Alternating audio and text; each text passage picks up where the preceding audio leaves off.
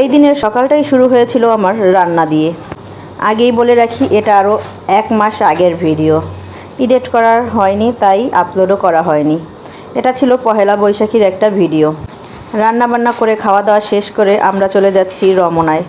নিয়েছিলাম একটা সিএনজি। কিছু দূর যেতে না যেতেই দেখলাম অনেক জ্যামে কিছুক্ষণ বসেও ছিলাম, অনেক গরম। পরে আর কোনো ভিডিও ক্লিপ নিলাম না, চলে গিয়েছি একদম রমনা বটমূলে।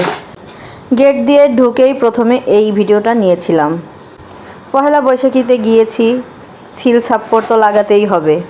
তো প্রথমেই মেয়েকে দিয়ে শুরু করলাম। মেয়ের গালে শুভ নববর্ষ লিখলাম।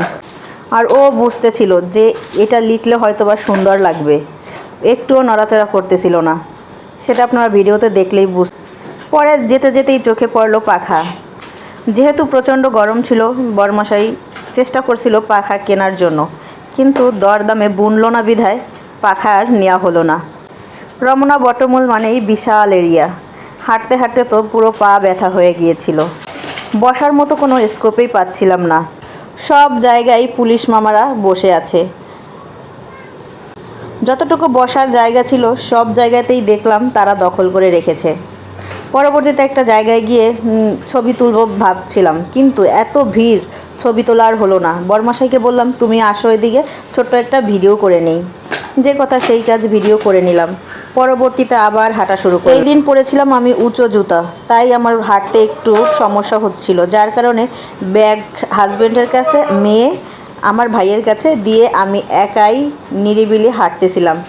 বিয়ের আগেও কোথাও গেলে আমার ভাই আমাদের ব্যাগ বহন করত। ভাই যদি সাথে যেত তাহলে, যদি বাবার সাথে যেতাম বাবাকে দিয়েও ভ্যানিটি ব্যাগ বহন করাতাম। আর বিয়ের পরে এখন সেই দায়িত্বটা পড়েছে আমার হাজব্যান্ডের উপরে। তো বক বক করতে চলে এলাম আমরা রমনা কালীবাড়ি। আসলে রমনা কালীবাড়িতে আমার ভাসুর, যা, ভাসুরপো এরা রমনা কালীবাড়িতে এসেছিল। ফোন করেছিল, তোরা এখানে চলে আয়। আমরাও তাদের কথা মতো রমনা কালীবাড়িতে চলে এলাম। আসতে আসতে অনেক কষ্ট হয়ে গিয়েছে, তাই এসেই বসে পড়েছি। যেহেতু উপরে পাখা চলতেছিল, তাই অনেকটা সময় ওখানেই কাটিয়ে দিয়েছি। রমনা কালীবাড়ি তখন ছোট করে একটা মেলাও বসেছিল। মেলার ভেতরেই দেখলাম খাবারের ব্যবস্থা আছে, তাই বললাম চলো সবাই মিলে একটু হালকা পাতলা খেয়ে নেই, যদিও সেই ভিডিওটা নিতে পারিনি। খাওয়া দাওয়া শেষ করে এখন আমরা রওনা দিচ্ছি বাড়ির উদ্দেশ্যে। যাওয়ার পথেই দেখলাম অনেক ভিড়ের মধ্যে আমি তো একবার হারিয়েই ফেলেছি সবাইকে। যেতে যেতে দাদার দিদি পাখা দেখছিল, তাদের বাসার জন্য পাখা তারা নিয়েছে। রাস্তায় অনেক জ্যাম, তাই সবাই মিলে ডিসিশন নিল মেট্রো রেলেই যাবে। যে কথা সেই কাজ, আমরা মেট্রো রেলের উদ্দেশ্যে চলে যাচ্ছি। যদিও আমার প্রথমবারের মতো মেট্রো রেলে ওঠা হবে, আগে কখনো উঠিনি। তো হাটে কার্ড পেয়ে গেলাম, চলে এলাম স্টেশনে। আমাদের রেলও চলে এসেছে।